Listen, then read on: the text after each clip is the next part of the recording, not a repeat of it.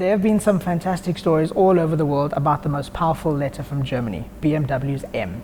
Behind me is every iteration of BMW's 3 Series spanning a 20-year iteration, but the one that South Africans hold dearly to their heart is one we call the Gusheshe.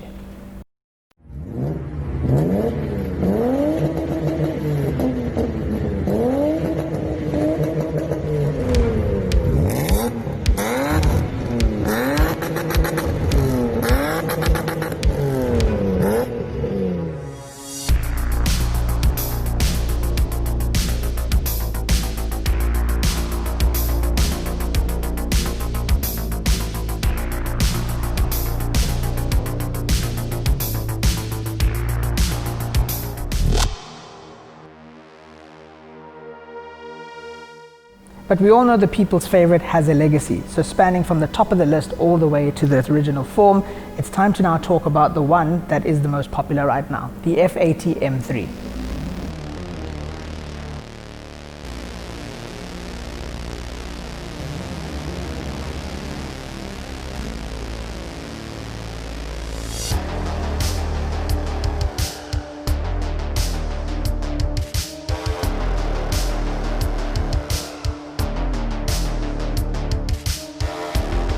The F80 M3 was probably one of the most important ones ever to come out of that M name, because for the first time in history, BMW put 2 turbochargers in that car.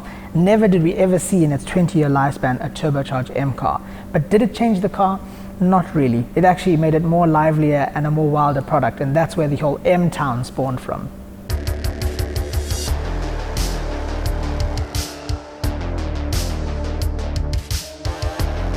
So the F80 had a few different versions that came through it. One was a competition pack which fixed it and gave it a better power upgrade. At the same time, you also got a special variant in limited run series called the CS. But over its time, it made a notable impression on BMW M enthusiasts, because turbocharged cars aren't supposed to be fun, right? But that pretty much changed the game.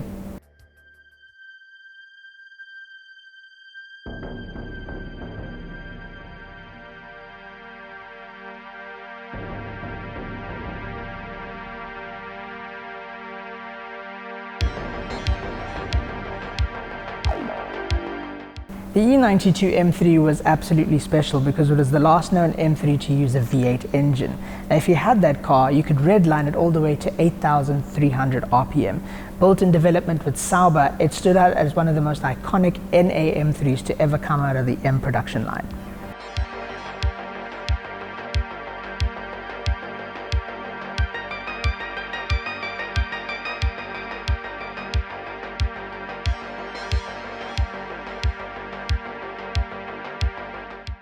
One of the most popular M3s was the E46. Now, 85,000 of them were sold across the world, which makes it one of their greatest hits.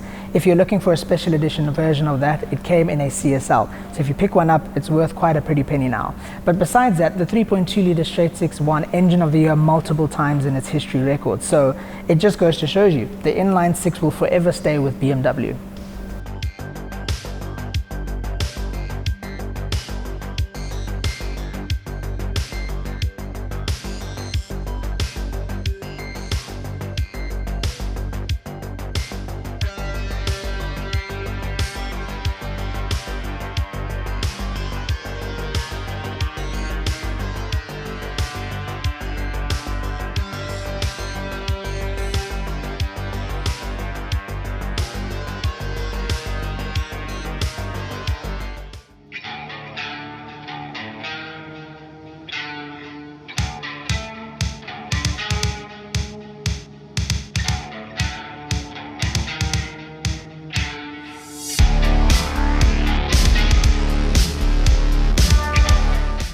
From 1992 all the way to 2000, we got the E46 M3. It was an inline six that came in a 5-speed and was technically South Africa's first M3.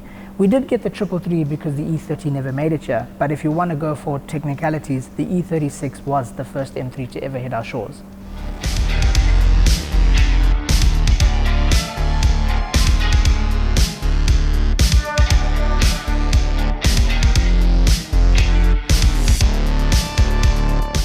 In 1985, we got a special, a development between Alpina and BMW, where we got the 333i. The engine came from an E23 733i and was made here because we never got the E30 M3.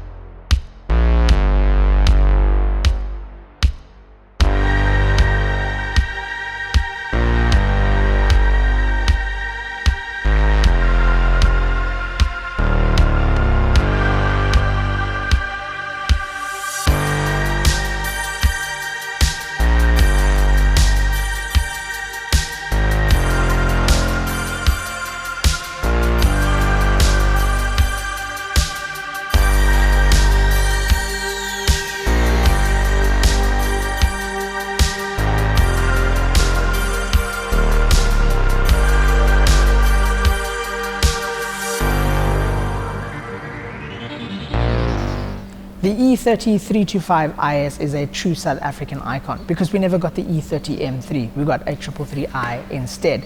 But if you ask anywhere else, you never got one of the 200 that were allocated to South Africa of the 333, so the 325IS became one of our special legends. We never got the hero we wanted, but we definitely made sure we built our own. And because of that, it spawned a huge car culture in South Africa for BMW M products. We have that car to thank for every iteration that's come forward because South Africa is one of the most popular countries for BMW M. So if you're out there and you want to know why this car is so special, you got to be South African and you got to be here to understand why it means so much to us.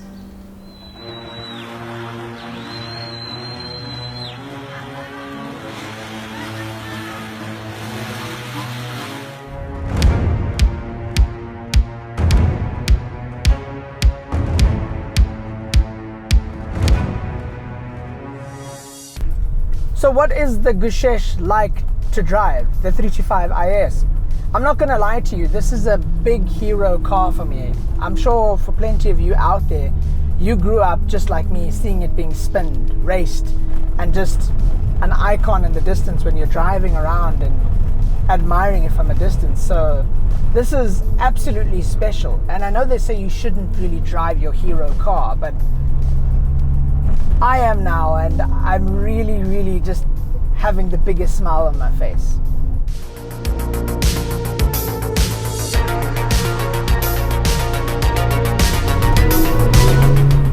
If it's got a BMW badge in it, then you know it's going to be a very balanced car, and so is this, because at the time of being created, it was built to be very good at the front end, and you can feel it in this car.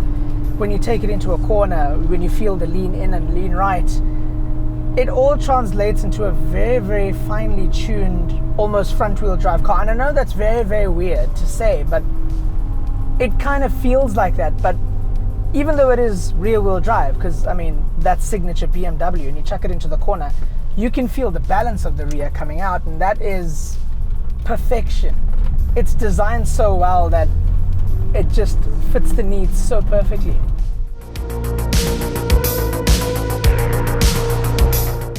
This car is so balanced that when you get the front end right, you can sort of feather in the rear of it, and it comes into its own, because chucking it into the corner, like I said before, with it feeling like an almost front wheel drive bias car, the back starts to come out and you can feel that nice nimbleness of a 90s sports sedan. When you go on a spirited drive like this, you can feel that lean in and that tuck in, but it's so perfect because once you start to learn the car and its values and what it's capable of, it really wants to work with you.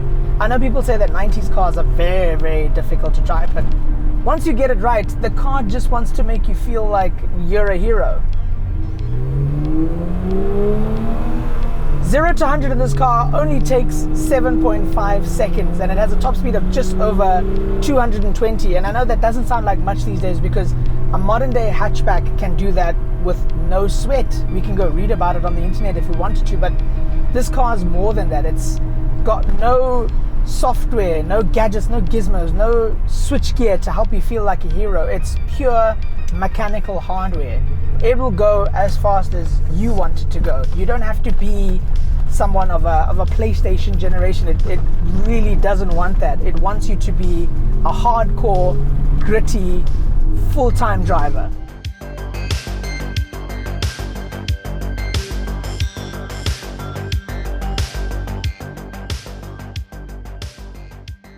South Africa, I get it. And if you're watching this from anywhere else in the world, I need to explain something to you. Yes, we didn't get the E30 M3. We got the 333 instead. But this car was thrown into the spotlight because we made it a hero. We never got the hero that we wanted. And it does suck that that car never came here. But we kind of threw this into the spotlight and made it our own. And because of that, it remains so part of our history as a car culture nation. It's more than just the 325 IS name. It's just South African.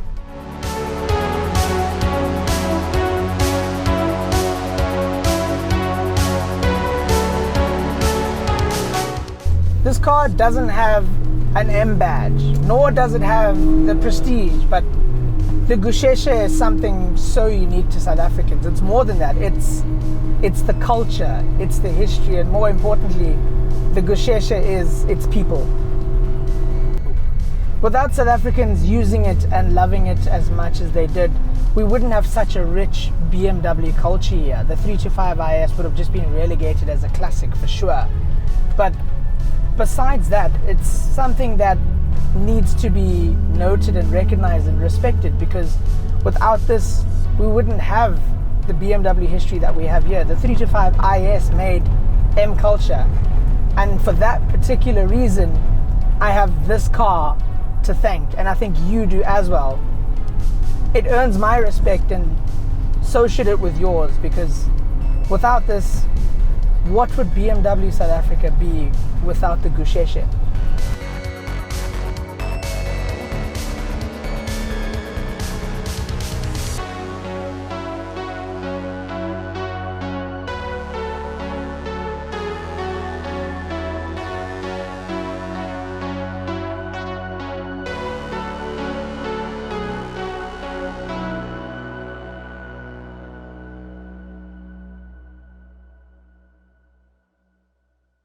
Hey guys, thank you for watching this episode of Heart Emotion. If you liked it, don't forget to subscribe and like. But more importantly, I'd like to take this opportunity to thank cars.co.za for lending me their beautiful 325 IS in pristine condition. If you want to see more about their channel or their car videos, make sure you check out the links below so you can see more of their content. But also a massive thank you to BMW South Africa for also making this possibility, as well as this beautiful place, Garage 72 in the heart of Straighten Park. So until then, I'll see you guys in the next video, but take care.